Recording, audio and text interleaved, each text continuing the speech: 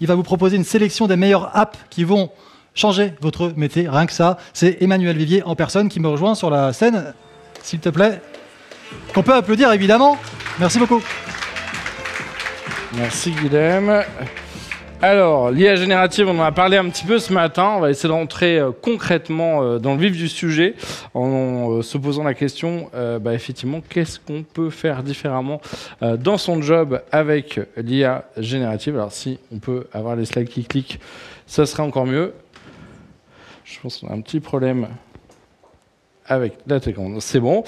Donc, effectivement, ça a bougé très très fort. D'abord, on a OpenAI, donc qui à la base c'était une fondation indépendante, qui depuis a été repris en main par Microsoft, qui s'est engagé à ressortir le jour où ils auront fait beaucoup de milliards, beaucoup de dizaines de milliards de profits. Donc, ça a un peu énervé Elon Musk, mais on va en reparler, qui du coup, lui, va relancer un nouveau projet IA à côté. Depuis, il y a eu énormément d'annonces. J'avais essayé de faire un petit bilan dans un premier post sur LinkedIn, mais on a eu effectivement 1000 journées en version 5 pour la partie graphique, Stable Diffusion. On a Microsoft qui va lancer Copilot avec ChatGPT dans PowerPoint, dans Word, etc.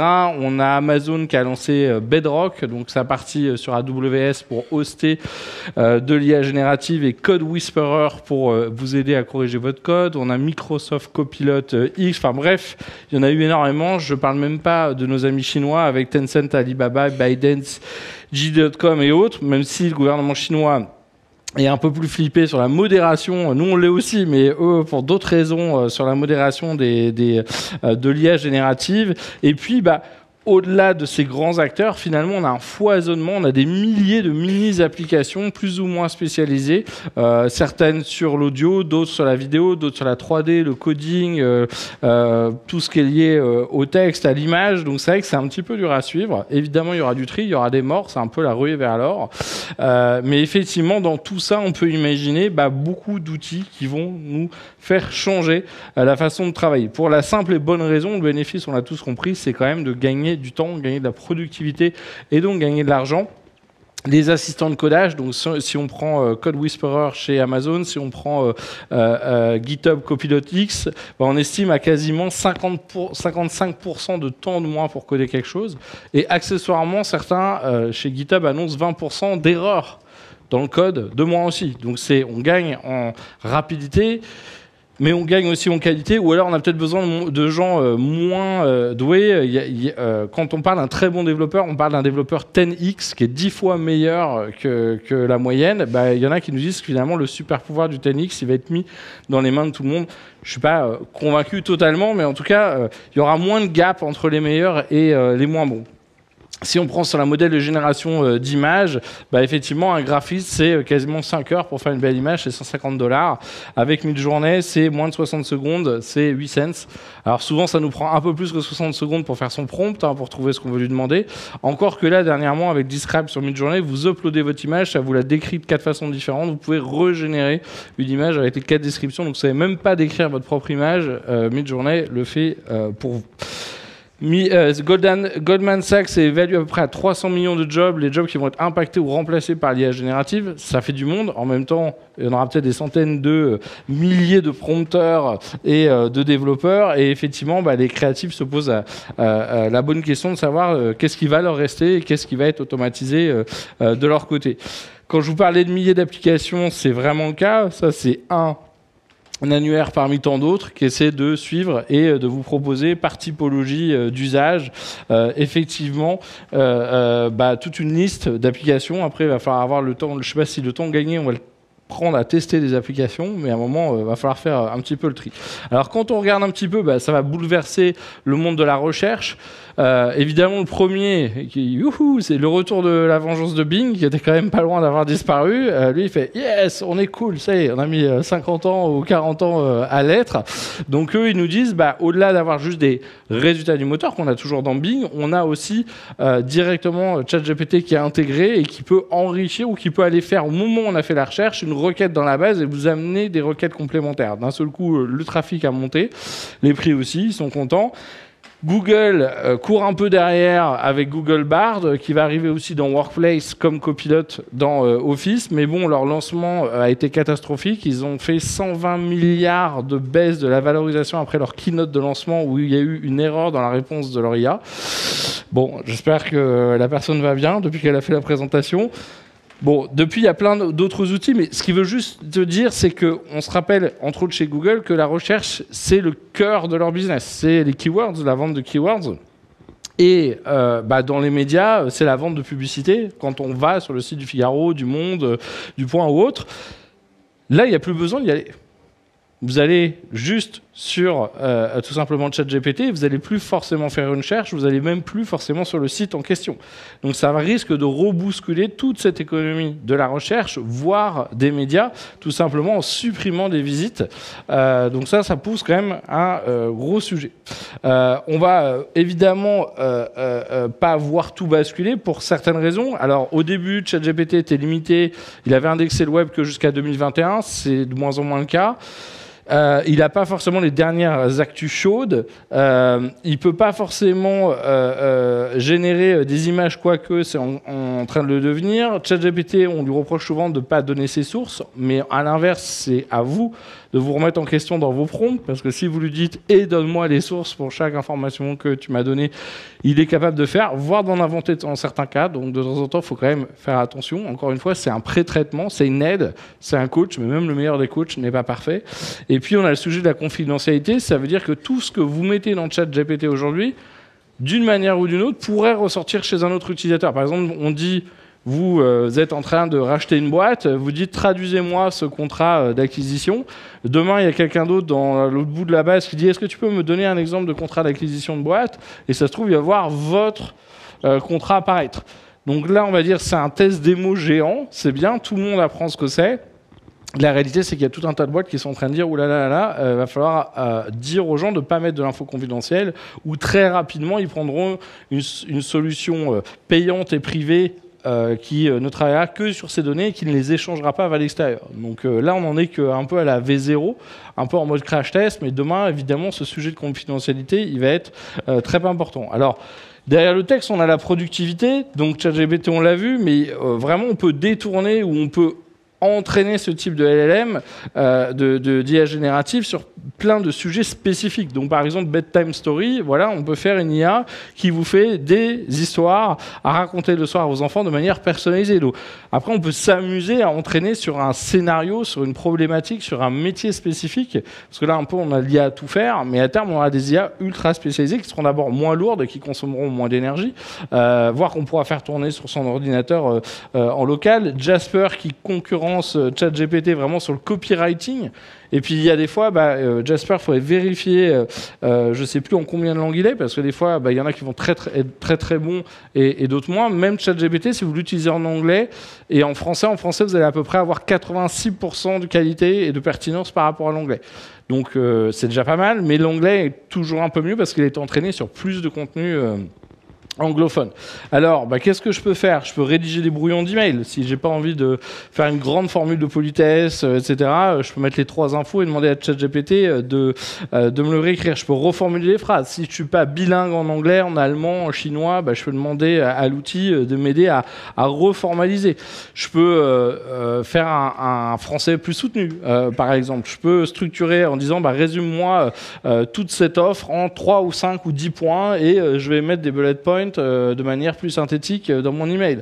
Je peux lui demander d'illustrer une idée par une métaphore, de me trouver une citation. Enfin, il y a tout un tas de choses. En fait, il va vraiment falloir qu'on apprenne à prompter, qu'on l'apprenne à l'utiliser. D'ailleurs, plus vous allez lui donner de contexte en lui disant je suis un directeur marketing pour une marque dans la cosmétique en France qui veut toucher telle audience, j'ai besoin de ceci. En fait, plus vous le briefez correctement, plus il va vous donner des retours hyper pertinent. Si à l'inverse, vous demandez juste « sors-moi un plan marketing », il va vous faire un truc pas terrible. Donc c'est souvent, s'il y a un problème de réponse, c'est qu'il y a un problème de question.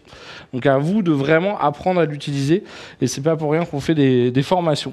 Alors dans la suite, on voit tout un tas d'outils qui vont arriver pour pouvoir faire ces slides. Donc vous allez dire, fais-moi une présentation sur ChatGPT en 10 slides, et je voudrais que tu me parles spécifiquement du métier d'avocat, de juriste, de comptable, de marketeur, et vous allez avoir alors il y a un module GPT for Google Slide, TomApp, etc. Alors la plupart sont pas encore complètement aboutis. On va dire pour le moment, on a un peu des V0, mais ça, c'est ce qu'a annoncé Copilot, donc l'équivalent de ChatGPT de Microsoft, qui possède ChatGPT anyway. Et vous voyez, a priori, ce qu'ils nous promettent d'ici quelques semaines ou quelques mois. Let's say you're getting ready for your customer pitch meeting. Everyone has had a moment when they wish they could turn their proposal into a customer-ready presentation without having to start from scratch. Now you can. Using just your own words, Copilot can translate Word into PowerPoint. Donc là, vous pouvez dire, fais-moi des slides sur la base de telle proposition qu'on va retrouver dans le cloud Microsoft. Vous aimez bien le design ou vous ne l'aimez pas, demain vous pourrez aller récupérer vos templates. Vous lui dites, non, fais-moi un truc un peu plus graphique, ou fais-moi un slide sur les coûts-bénéfices de la sustainability, et il va vous générer des templates, en tout cas une V0, un prototype de slide à la volée. Donc demain, il va falloir juste être très bon dans la description, être un très bon copywriter, plus qu'un très bon designer. Mais vous allez un peu le guider, comme je dis toujours, l'IA générative, c'est un peu comme un super stagiaire ou un super expert. Dans les deux cas, si vous ne prenez pas le temps de le briefer, il ne fera pas des miracles. Donc des fois, il faut bien lui expliquer ce que vous voulez faire ou lui donner les bons éléments de contexte. C'est Gartner qui nous dit que dès 2028, il y aura 50% des employés qu'un robot assistant. Bon, en même temps, si demain on a tous Teams et tous Office, a priori, on aura un robot assistant. Et je ne pense pas qu'ils vont attendre 2028 pour nous le mettre à disposition. Donc là, on va être à la fois dans un employé augmenté, voire dans certains cas, on va avoir des tâches automatisées, des tâches remplacées et peut-être un jour des jobs en moins. Ça, c'est Galileo, c'est pour créer des interfaces. Donc là, vous n'avez même plus envie de briefer un créa, vous allez expliquer ce que vous voulez obtenir. Donc un écran d'accueil pour une application de promenade de chien, et ça va vous générer à la volée l'application, le code, les maquettes. Donc dans certains cas, ça vous fait juste des maquettes Figma, dans d'autres, ça vous fait carrément le code HTML qui va avec, et puis vous pouvez lui dire non, mais en fait, change la maquette comme ci ou comme ça. Finalement, ce que vous aviez l'habitude de dire à votre graphiste ou à votre UX designer, et donc effectivement, derrière tout ça, c'est éditable dans Figma. Ça, c'est Typeface qui a été lancé par l'ex-CTO de Adobe, 65 millions de dollars de levée, et Perl me dit qu'elle était sur la waiting list, qu'elle a reçu l'accès tout à l'heure, et donc là, vous allez pouvoir dire, je veux faire un post de blog, une pub Instagram, un creative brief, un job post, et en fait, pour tout ça, il va vous accompagner. Donc là, c'est un peu une sorte d'IA générative pour expert marketing, et sur tout un tas d'actions à mener, il va vous guider, il va vous épauler, il va vous coacher pour pouvoir créer ce dont vous avez besoin. Donc là, si je veux faire un blog post, écris-moi un blog post de 500 mots sur le lancement 2, et là, je vais du coup pouvoir reprendre des éléments corporate. Je peux lui donner ma charte, je peux lui donner mon logo, je peux lui donner des choses spécifiques, parce que s'il est ultra créatif, c'est bien, mais enfin, à un moment, je suis pas non plus libre de faire ce que je veux. Donc là, justement, la promesse de Typeface, c'est de mixer de la créativité avec vos éléments. You've got a story to tell. Imagine if every word in Pixel could be brought to life in seconds, allowing you to capture anything you can imagine. What if you had a creative partner that used the power of AI to elevate your work, so you could brainstorm wild new ideas and instantly build them out into breathtaking content? This is Typeface. It all starts with a prompt. Transform your thoughts, personalized to your brand là, je vais and récupérer audience. un visuel officiel que j'ai, je vais le mixer avec le reste qui va être généré. Ready to go in seconds. Supercharge your workflow by adding Typeface to your favorite enterprise app. Donc je vous conseille d'aller tester. Demain, on va avoir des usages un petit peu partout. C'est General Motors qui vient de nous dire en assistant de conduite. Bon, alors c'est pas aussi simple, c'est pas exactement ChatGPT, mais en tout cas on va avoir. Alors il y en a qui vont rebrander leur IA pas générative en IA générative parce que c'est sexy, mais en tout cas on va en voir de plus en plus. Sur le texte ou image, ça c'est ce qu'on peut faire avec Midjourney. Donc Midjourney qui est vraiment la solution la plus avancée. On va pouvoir faire de l'illustration, de la 3D, de la photo de food, de la photo réaliste, du dessin, de l'isométrique. Enfin, en fait, vous pouvez le briefer dans le style que vous voulez. À vous d'avoir le bagage des références visuelles et culturelles pour être capable de le briefer. C'était Publicis qui nous disait, à gauche, je veux faire ce petit chat en 3D, ça me prend 4 jours avec un graphiste. À droite, ça me prend 2 heures avec Midjourney. 2 heures, ça veut dire le temps de customiser, d'affiner ma prompt et puis après de générer autant de variations que je veux. Avec Describe, à mon avis, la nouvelle fonctionnalité de Midjourney, je pourrais mettre la première image si je l'ai déjà, ça pourrait aller beaucoup plus vite. Alors, ils ne sont pas tout seuls. On a DALL-E chez OpenAI, la même entreprise que ChatGPT, qui fait aussi du visuel. Moi, je trouve que le rendu, il fait un peu photo de stock. Et Stable Diffusion, qui est beaucoup plus compliqué à utiliser, mais beaucoup plus puissant, qui est open source. Et donc là, l'intérêt de Stable Diffusion, par exemple, c'est que vous pouvez l'entraîner avec votre propre dataset. Vous pouvez le faire tourner en local ou sur votre serveur. Donc les gens n'iront pas accès, ne verront pas ce que vous créez. Et vous pouvez l'entraîner, par exemple, avec 100, 200, 1000, avec votre photothèque, avec votre médiathèque, du coup la rendre experte du style de votre entreprise pour pouvoir générer les choses. C'est un peu plus compliqué à manipuler, mais ils sont en train d'améliorer les choses. Et là d'ailleurs, ils viennent de sortir une nouvelle version il y a 3 jours. Photoroom, alors c'est l'IA générative graphique spécialisée pour l'e-commerce, et d'ailleurs c'est un Français qui est derrière, et donc vous voyez, il vous détourne votre image, il vous récupère le visuel et il vous le met en scène, vous voyez, sur des fonds un peu plus sympas, un peu plus sexy, il peut faire vraiment des détourages compliqués. Si on prend cette bouteille de gin par exemple, vous voyez, il peut vous mettre un petit effet, etc. Donc voilà, demain on va avoir des choses de plus en plus spécialisées, il va falloir trouver dans la toolbox les bonnes choses. À mon avis, on va tester jusqu'à temps qu'à un moment il y ait des rachats et des fusions. Et puis si vous ne savez pas quoi demander à Midjourney, vous pouvez aller sur ChatGPT avec la demande à gauche, la prompt de gauche qui est assez basique, et il va vous aider à améliorer votre prompt pour Midjourney, l'enrichir, la rendre plus sophistiquée pour que vous ayez un meilleur rendu derrière. Donc vous n'avez vraiment pas d'excuses pour ne pas les utiliser. Voilà ce qu'on avait à gauche au tout début avec la prompt basique, voilà ce qu'on a à droite quand on va aller un peu plus loin. Donc honnêtement, c'est plus, il faut tester, il faut s'entraîner, il faut apprendre à utiliser ce type de technologie. Si vous ne savez pas, vous retrouverez dans nos slides et dans toutes les études qu'on peut faire au Web Institute. On met beaucoup de ressources aujourd'hui. Il y a vraiment des bibliothèques de prompt, des bibliothèques de style graphique qui vous aident finalement à vous y retrouver, à savoir même quoi lui demander, vu qu'on peut lui demander énormément de choses. On va avoir des outils spécialisés pour la mode, pour les photos culinaires, pour les portraits, pour les jeux vidéo. Les jeux vidéo, ça paraît rien, mais scénario à droite.com, il est capable, vous lui donnez 5-6 exemples, je sais pas, d'épées ou de petites tours, et ça vous génère toute une série dans le même style graphique. Donc quand vous devez faire plein d'assets pour les jeux vidéo, vous savez, avec tous les niveaux, etc., avant, ça prenait des jours et des jours et des jours. Là, vous allez pouvoir créer tout ça très rapidement. Et Scénario vient même d'annoncer un connecteur avec Sandbox. Donc, vous allez pouvoir, via l'IA générative, créer des assets 3D pour Sandbox dans le métaverse. Donc du coup, on va peut-être sauver le métaverse en étant capable de produire des éléments 3D beaucoup plus rapidement qu'au préalable. Alors évidemment, nos amis des photos de stock, ils voient pas ça d'un super côté. Donc Getty Images, ils ont attaqué Stable Diffusion. Eux, ils ont interdit l'IA générative. À l'inverse, chez Adobe Stock, puisqu'ils ont lancé Adobe Firefly, le concurrent de Midjourney, eux, ils ont entraîné Firefly sur les photos de stock de Adobe Stock, et aujourd'hui vous pouvez soumettre, et j'en ai soumis et elles ont été acceptées, des images générées par l'IA générative. Ils demandent juste de préciser si elles ont été générées par l'IA générative. Le seul souci, c'est quand vous mettez n'importe quelle personne dans l'image, il vous demande les droits de la personne. Donc là, c'est un peu compliqué vu qu'elle n'existe pas. Mais sinon, pour le reste, si c'est des objets, en tout cas, ils les acceptent sans aucun problème. Sur l'audio, il y a plein de choses pour pouvoir créer de la musique, pour pouvoir créer des voix, pour créer un double de votre voix. Et après, vous tapez le texte. Vous n'avez même pas pu enregistrer votre podcast ou votre vidéo. Donc, vous prenez la voix de votre boss et vous pouvez lui faire dire ce que vous voulez.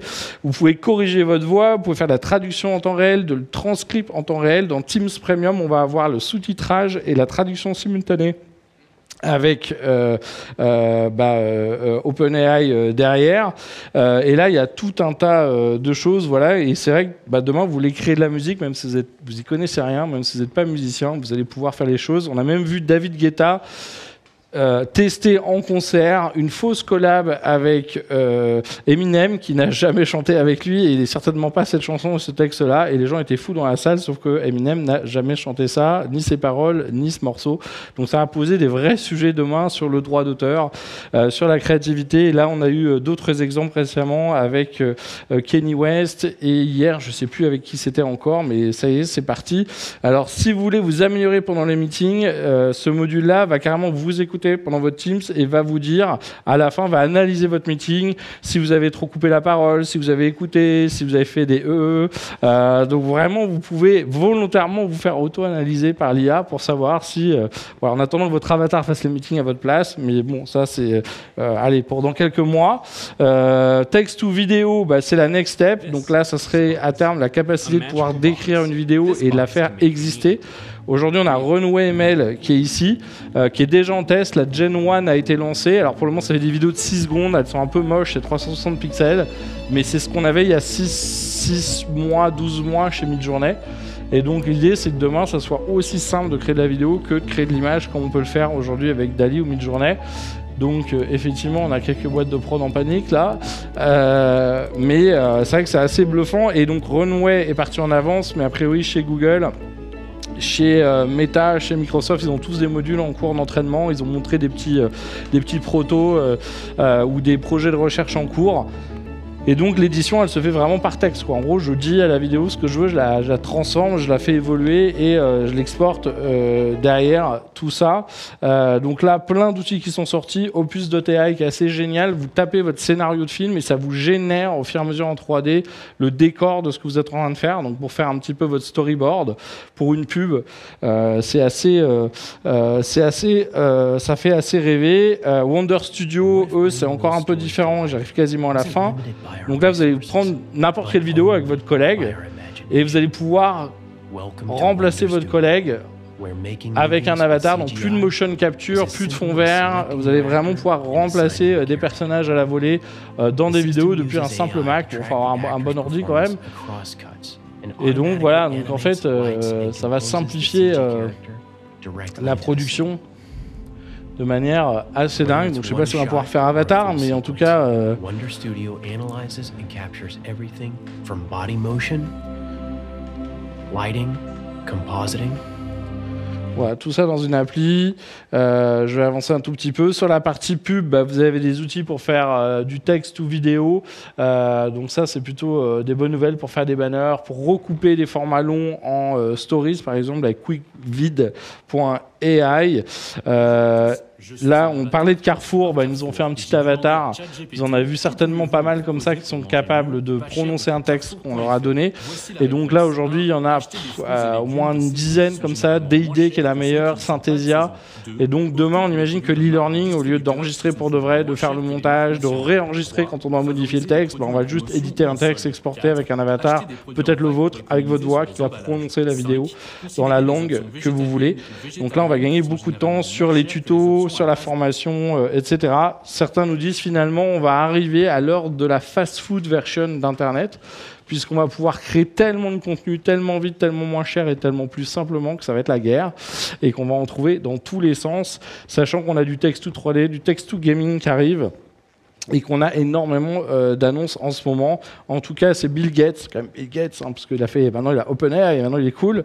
Il nous dit, ça y est, l'âge de l'IA a démarré, et il nous a fait un énorme papier là sur son blog le 21 mars pour nous dire on est vraiment à un moment de rupture, de pivot. C'est pas juste une inno de plus dans tout ce qu'il y a eu. Il dit pour lui, il va y avoir un avant, un après cette période-là.